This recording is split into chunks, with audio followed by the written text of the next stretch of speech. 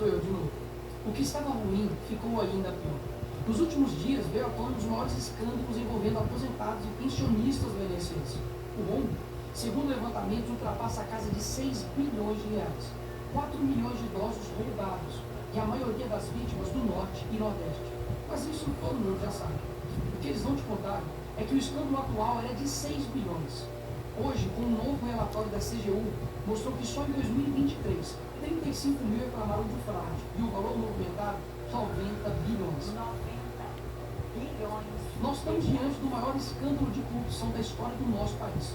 E o golpe era o seguinte: aposentados eram filiados sem consentimento, tinham valores descontados direto do contra-cheque, ou faziam empréstimos que eles nunca pediram. E daí, quando reclamavam, nada acontecia. Estamos falando do desvio de valores bilionários de pessoas doentes e idosas.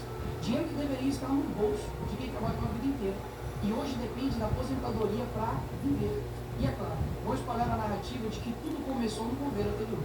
E já percebeu que no governo passado tudo era culpa só do presidente. E nesse governo nada é culpa do presidente? Mas olha só que interessante.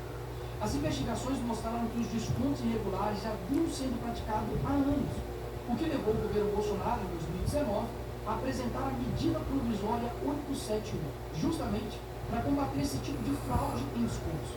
Ele obrigava os sindicatos e associações a comprovarem, a cada 2 anos, que o aposentado realmente estava autorizando aquele desconto. Adivinha quem ficou contra? Acertou, a esquerda. Como não bastasse, em 2022, com votos da esquerda, eles derrubaram essa lei. E o que será que aconteceu nos próximos anos? Bingo. Foi exatamente depois de derrubar esse mecanismo de proteção contra as fraudes que houve esse aumento absurdo de descontos indevidos. Ou, no português claro, aumento absurdo de roubo contra idosos. Desenhando, porque eu sei que tem gente que só entende assim. 2019, Bolsonaro faz lei para proteger esses idosos de fraudes. 2022, esquerda derruba essa lei no Congresso. 2023 e 2024, explosão de fraudes. E ainda tem gente surpresa com isso. Não foi o Alckmin que disse: o ladrão vai voltar à cena do crime. E de fato voltou. Desde o início do governo Lula, representantes dos ministérios da Previdência participaram de pelo menos 15 reuniões com entidades que hoje estão sendo investigadas. Inclusive, o próprio ministro, Carlos Lupe, e o ex-presidente do INSS, Alessandro Stefanucci, estiveram em 8 dessas reuniões. A entidade que mais participou dos encontros com os ministros foi a CONPAD, justamente a organização que mais roubou o dinheiro dos aposentados. E o escândalo é ainda mais grave.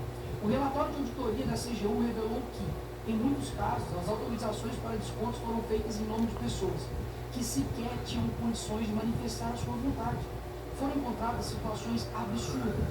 Pessoas com deficiência grave, impossibilitadas de assinar qualquer documento, indígenas que vivem em aldeias remotas e não sabem ler ou escrever, e até aposentados que nem moram no Brasil.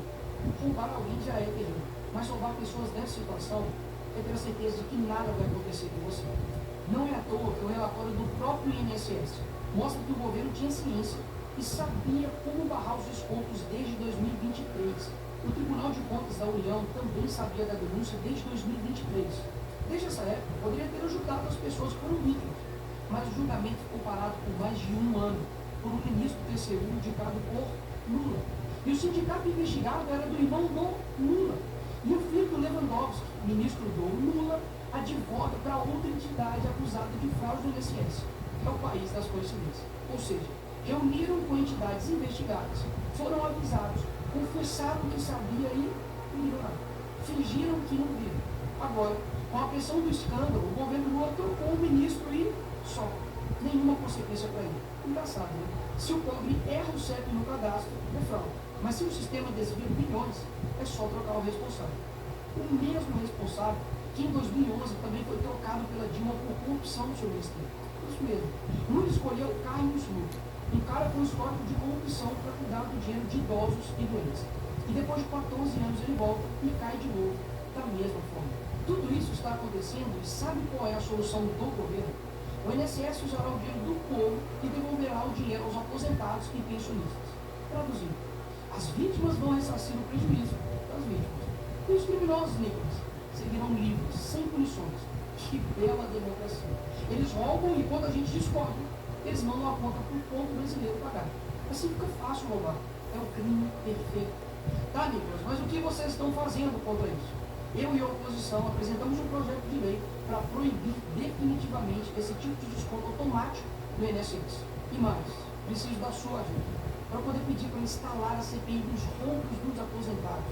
E será lá nessa comissão que vamos investigar mais a fundo e poder colocar na cadeia quem foi responsável por isso. E aí sim, fazer com que eles devolvam esse dinheiro, não que você pague essa conta. Vá até a rede social do Hugo Mota e Davi Alcolumbre e peça para que essa comissão seja instalada. E por fim, vá urgente ao seu banco ou veja o extrato na sua conta pelo celular e veja se há algum desconto indevido. Só assim você saberá que está sendo roubado ou não e peça o cancelamento imediato desse banco. Porque sim, o tempo passa rápido. Eu sei que muitos não pensam no futuro, mas um dia ele chegará. E que nesse dia temos feito algo para chegar aqui diferente do que estamos vivendo agora. Ninguém aguenta mais um país que só desanima a gente a cada notícia. Mas para chegar aqui diferente, a gente precisa fazer algo diferente agora. Porque o partido que prometeu cuidar do povo, o presidente que se colocou como o pai dos pobres, acabou explorando o que eles mais julgaram no futuro. Mas eles só chegaram lá porque muitos acreditaram neles. E até quando? Porque quando chegar aqui, talvez seja tarde demais para mudar o Brasil.